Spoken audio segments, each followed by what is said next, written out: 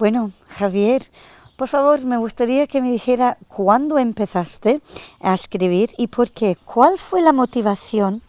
Bueno, en realidad escribir es una cosa y hacer literatura es otra. Yo escribir he escrito siempre porque me ha traído mucho el mundo de las letras, de la palabra. Mi trabajo como abogado me ha obligado a escribir ante los tribunales, pero literatura empecé a hacer con Felicidad Olizola en mi primera novela en torno al año 2000, en el año 2000 con la novela Brocheta de carne.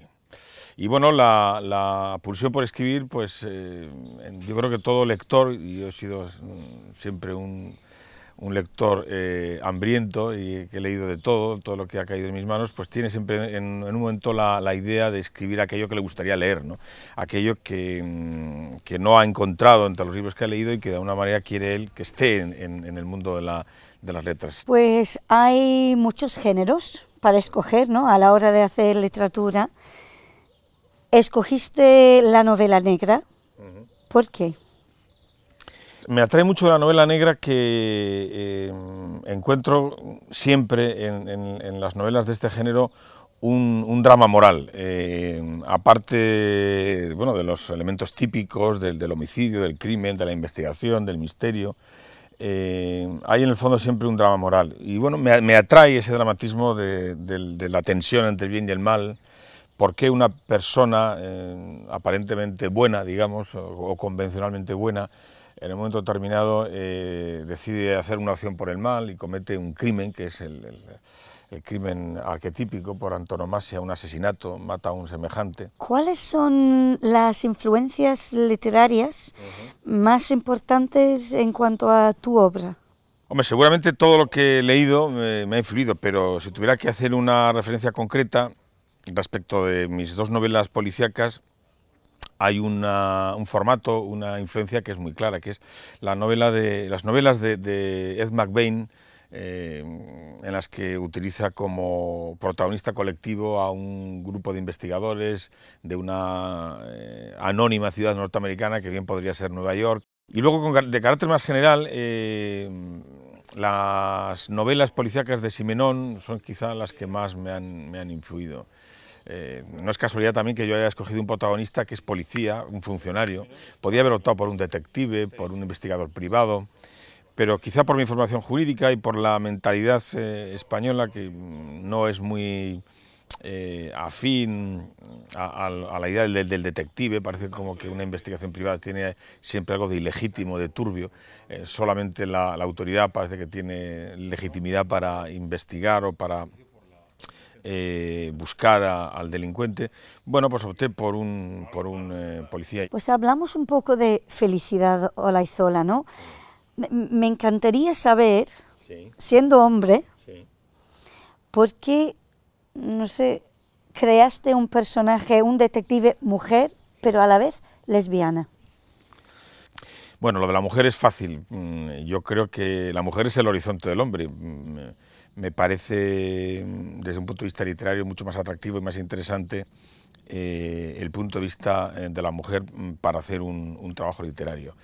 Hay algo también de reto en asumir ese punto de vista. Me parece que la literatura nos ofrece la posibilidad de movernos con nuestra conciencia por todos los límites de la realidad, ¿no? Mi afición a Flaubert, Flaubert y su obra clásica, Madame Bovary, es un ejemplo de cómo un hombre puede comprender perfectamente el mundo de lo femenino. Me gusta mucho la frase que dijo Flaubert cuando le preguntaron quién era Madame Bovary, en quién se había inspirado, y contestó con esa famosa frase: Madame Bovary, c'est moi, Madame Bovary soy yo. Esa tensión entre la condición de felicidad como agente de la autoridad, como representante de la ley, del Estado, que es un poco lo masculino, lo tradicional, ¿no? Y por otro lado su condición de minoría sexual, bueno, por su orientación, puede permitir al ver estar en el ámbito de lo dominante y también un poco en los márgenes de la sociedad, ¿no? Esa tensión entre el mainstream de su condición de autoridad y su condición de lesbiana añadía una nueva posibilidad a sus historias. Y esta protagonista principal, Felicidad Olaizola, ¿Se basa en una persona de verdad que tú conoces? Hombre, no se basa en una persona completa y en mi propia imaginación. Yo me imagino cómo actuaría si fuera ella, qué es lo que, qué es lo que querría, qué es lo que dirían. Aunque bueno, ella no es exactamente yo, pero tiene elementos de mi propia personalidad, ¿no? Pero ella es de familia, de una familia bilbaína, su padre era notario. Pues, y los casos que aparecen en la novela que Felicidad tiene que resolver, ¿en qué se basa? ¿De dónde sacas la inspiración para esos casos? Yo creo que en la creación literaria el inconsciente juega un papel importantísimo.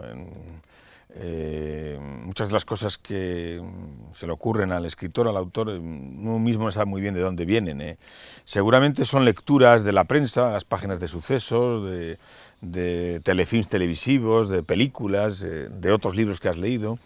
Pero todo eso en el inconsciente es como una especie de batidora que lo mezcla, lo combina, lo interrelaciona y al final, pum, se te enciende una bombilla y dices, y lo ves, o sea, no sabes muy bien de dónde viene, pero se te impone en la imaginación esa historia y la vas desarrollando y el propio desarrollo te va dando pistas de por dónde tiene que ir.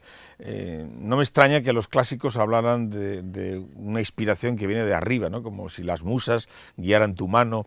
Es algo que viene más allá de tu conciencia, no eres muy capaz de determinar el origen, pero simplemente te dejas llevar.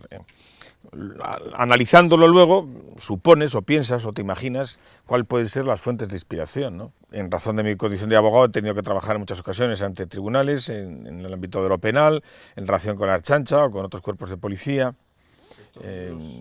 Y luego, bueno, pues yo soy un gran aficionado al cine de género, bueno, todos somos hoy tributarios de CSI, de Grissom y sus chicos y chicas, que son fantásticos. Hoy en día todos tenemos una cierta formación casi forense. ¿Por qué? Porque yo creo que la novela policíaca y detectivesca necesita de un marco institucional y policial democrático liberal. La democracia es el fondo institucional imprescindible de la novela policíaca. Como decía al principio, uno escribe los libros que en cierto modo le gustaría leer. Yo personalmente leería muy a gusto las novelas de Felicidad Leizola y no soy lesbiana. A mí me pasa también como al escritor Céline, que decía que a él le gustaban las mujeres bellas y lesbianas. Yo, incluso a los varones, el mundo del lesbianismo nos atrae en cierto modo, no sé por qué, no sé si será una perversión o es una curiosidad, pero no es un mundo que nos despierte rechazo, bueno, por lo menos a muchos de nosotros. A mí personalmente me despierta curiosidad y simpatía y hasta estéticamente me atrae. Y luego ya te digo, como la novela no pretende encerrarse exclusivamente en esa referencia, creo que Felicidad, como todos nosotros, tiene muchas identidades. Javier, ¿hasta qué punto quieres tratar temas políticos en la narrativa que creas? Bueno, la novela policíaca está considerada en gran parte una novela con una cierta carga política. No es casualidad que en el ámbito de la literatura americana, en el género negro, se utilizó como un instrumento de crítica social. ¿Por qué decidiste crear ese blog, esa página ahí en el internet? ¿Y qué éxito ha tenido?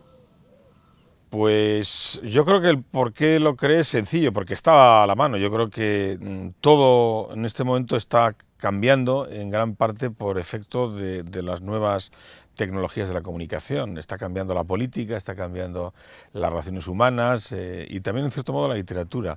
Esta posibilidad que nos dan los nuevos medios de dar una continuidad a una ficción literaria y darle vida en el ámbito de lo virtual no se había ensayado. A mí me parecía muy tentador, o sea, que los lectores pudieran seguir teniendo una relación con Felicidad y sus compañeros a través de la red. De alguna manera es un ejercicio de metaliteratura. La literatura sale de las páginas del libro y empieza a encarnarse también en otra realidad que está ahí entre lo real y lo imaginario, ¿no? Pero que es mucho más real que imaginario, porque hay una interacción constante y hay una... El éxito, pues yo creo que ha sido bastante relevante porque repasando el otro día las entradas, esto lo creé en el año 2007 y hemos tenido unas 130.000 visitas cada año. O sea, 2007, 130.000, 2008, 130.000, 2009, 2010, creo que en fin, han pasado casi más de 500.000 personas por la página. Bueno, muchos habrán repetido, pero ha habido un movimiento importante que ha dado eco a la protagonista y de alguna manera yo creo que también ha fidelizado el mundo de los lectores de Felicidad Olaizola.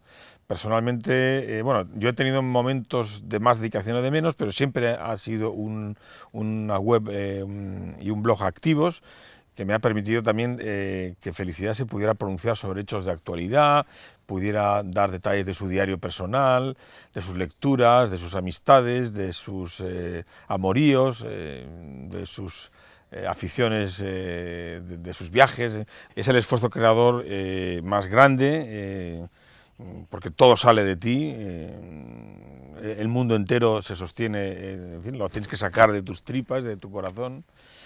En cambio el ensayo, o los aforismos, o la filosofía, o la política, como es un mundo de ideas, y las ideas tienen una arquitectura propia, unas ideas te llevan a otras, o sea, no todo sale de ti, de alguna manera tú haces un trabajo de elaboración, de mecano, pero las ideas te ayudan, te van orientando y te van empujando en una dirección o en otra, ¿no? Las ideas tienen una lógica y empalman y conectan unas con otras.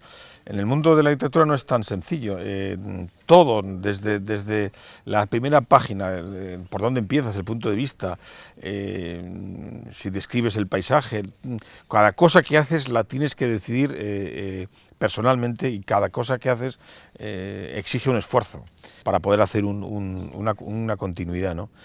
Entonces,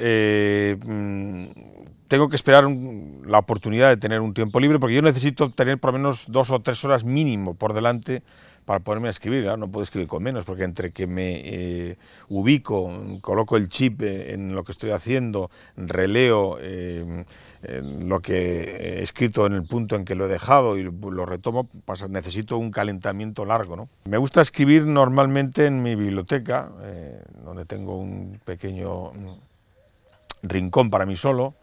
A veces también fuera ya de horario, y es cuando estoy solo en mi oficina, pues aprovecho para escribir algunas cosas. Pero tengo que estar un poco siempre planificando en función de las demás actividades o de las demás obligaciones de agenda.